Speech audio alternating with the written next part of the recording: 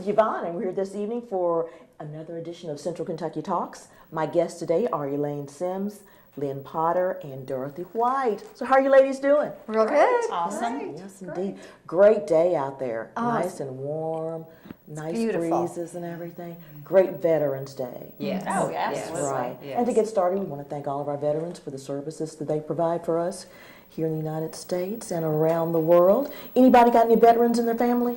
We do. Yeah. My husband was a veteran. He was drafted out of law school during the Vietnam War. So we went for 2 years. What branch? Army. Army. Okay. Army, 23 years old, drafted. Ah, yeah. Interesting.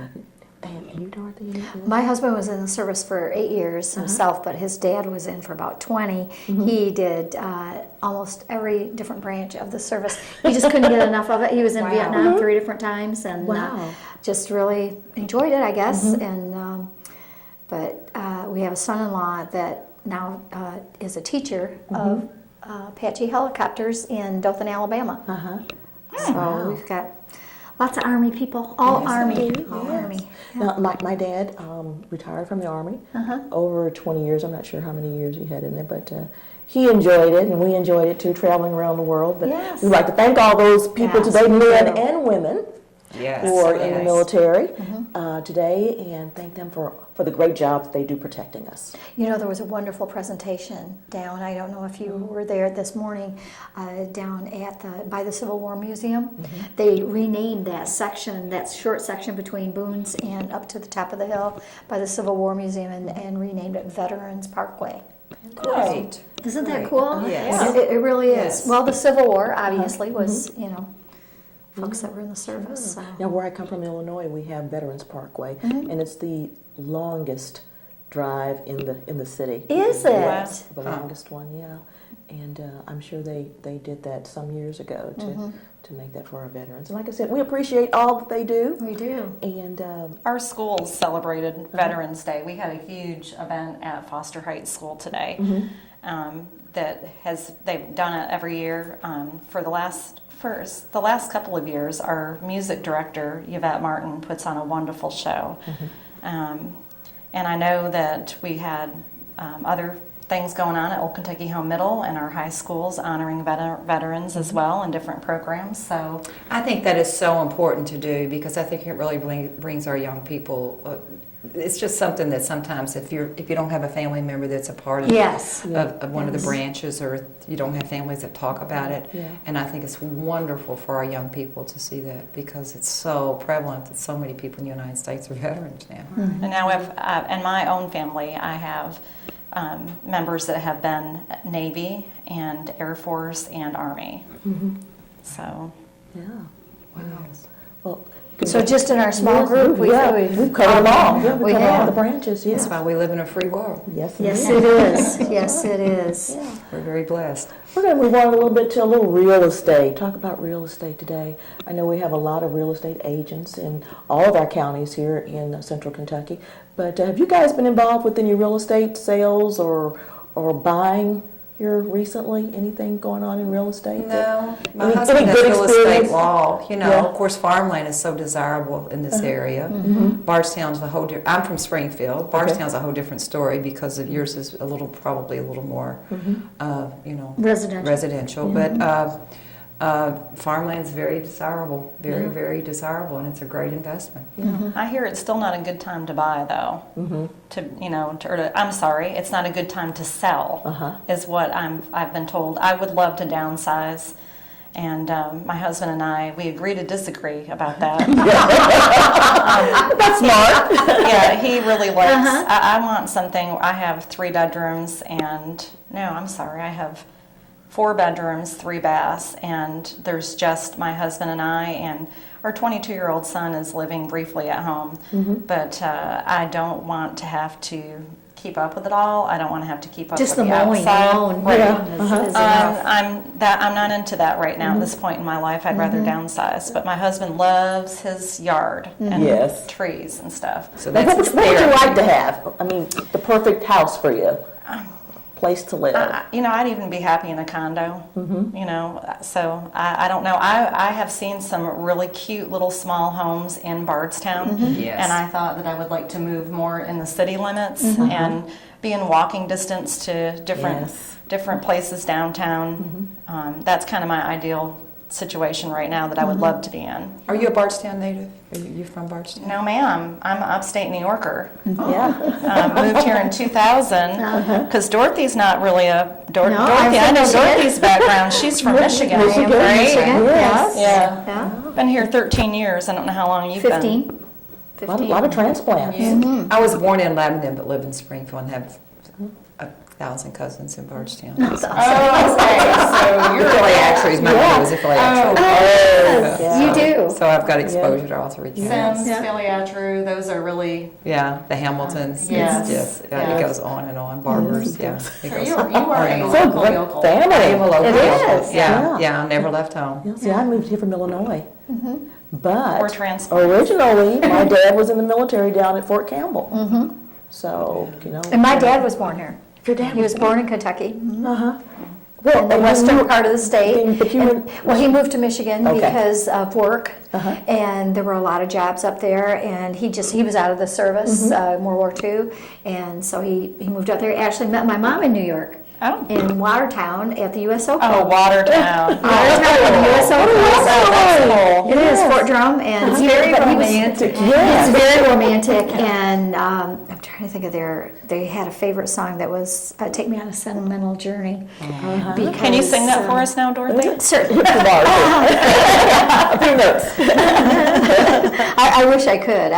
In fact, they were singing the Star Spangled Banner today, and this young gentleman, actually the priest at St. Joe, burst into song, and it was fabulous. He's wonderful. I mean, to be I've heard him. able to have a voice like that you can just, Hammer? He's Is wonderful. it Father Hammer? No, He came from St. Augustine. Rhodes. Yeah, Rhodes. came from St. Augustine. I And don't I'm know. trying, Chris Rhodes. He's wonderful. Father Chris Rhodes. A And cappella. he's, yes, and just did a beautiful, beautiful job on it, and really made you feel very proud to be an American. Oh, that's fantastic. Well, I wanted to tell you, though, even though I've been here 13 years, I love it here.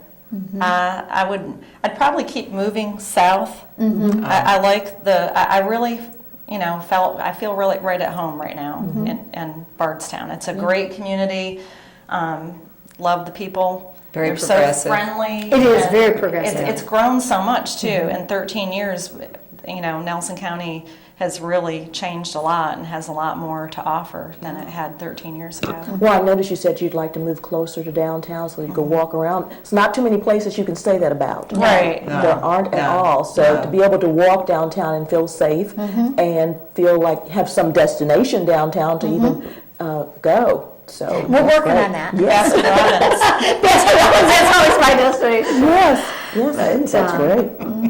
Well, last week I was watching a football game, not football, basketball game, and there was a young man that accidentally put the ball in the wrong team. I was at the So we're going to talk about some embarrassing moments. Oh, boy.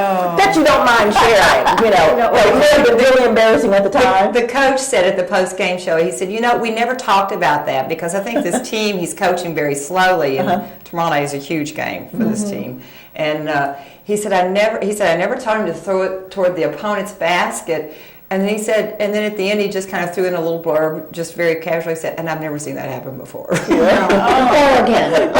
again. Holy smokes, that would be. It was amazing because everybody's Yeah. like, did this just, and he was all the way out of bounds, and he just threw it back in and it went in their basket, so they got 2 points. Yeah. The other team got 2 points for it. Even though it was at the 3-point line. Yeah, but there's a rule. those kind of shots, Yeah. and the coach said it's always 2 points. Always two. Always 2 Always- points. it's in the rule book. It was Was this high school then? It was UK. UK. It was UK. Oh my gosh. Yeah. It was. So It was that's like- why I said we're talking about embarrassing moments here. Has anybody ever had any embarrassing moment? Maybe not quite as embarrassing as that, but Well, let me start with just saying UK. When we moved here in 2000, my boys were involved in soccer, and one of the soccer parents was asking me if I knew the score for UK, and I thought she was talking about United Kingdom.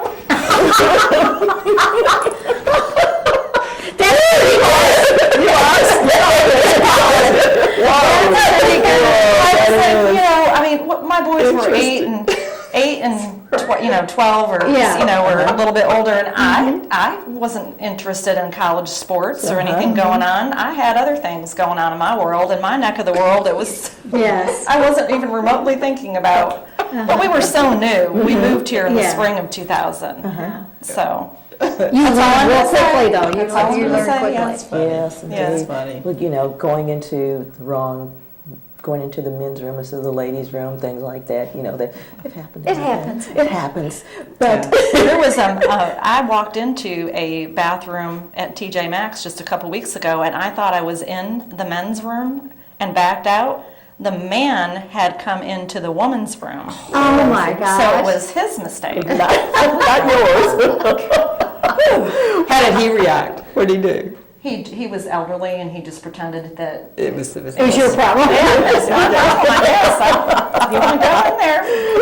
Well, that's the way it happens. That's a good way to get through it. Yes. Yes, I it think you is. know exactly what you're doing. You know, actually, somebody told me that one time that is the way you handle anything. That especially if you're speaking on a television or whatever you're doing, that if you do make a mistake, that you just keep right on going. And they said 90% of the time, the folks in the audience and the people that are listening will never even hear it. They won't even hear the mistake.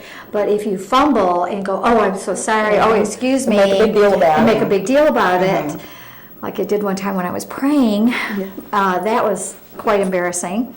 I am not used to praying in front of people, and the person we normally have, in fact, Teresa Hurst from Town and Country often calls herself the chamber chaplain because I have her pray so much at our meetings, and she wasn't there. My person that normally does it wasn't there, and so I just was kind of on the spot. And it was a large group of people. It was when we had the Kentucky State Chamber come and visit, and we had a speaker from the Kentucky State Chamber. So I was nervous already, just trying to put our best foot forward because we've got this great group of here coming and everything, and. It just that was a very embarrassing moment. Thank you for bringing that back to me. Do you want to recreate that prayer? No, I can never. And now I have a backup prayer. And it's typed out. It's generic, and I can use it for anything. So if I have to pray in front of people, then I just bring out my little slip and just read that. And then I'm good to go. Then I can do it with feeling, and it's not that the feelings are there. I think it's just the opposite. The feelings are so there. You still haven't told us why it was embarrassing, though. Oh, it was bad. It was bad. Well, you're just trying to speak off the Well, cuff. I was speaking off the cuff, and there were so many people in the audience that were people that I needed to impress from the Kentucky State Chambers that I was trying to make it really compassionate, and then went a little overboard. Then I said, "I'm really sorry." In front of people.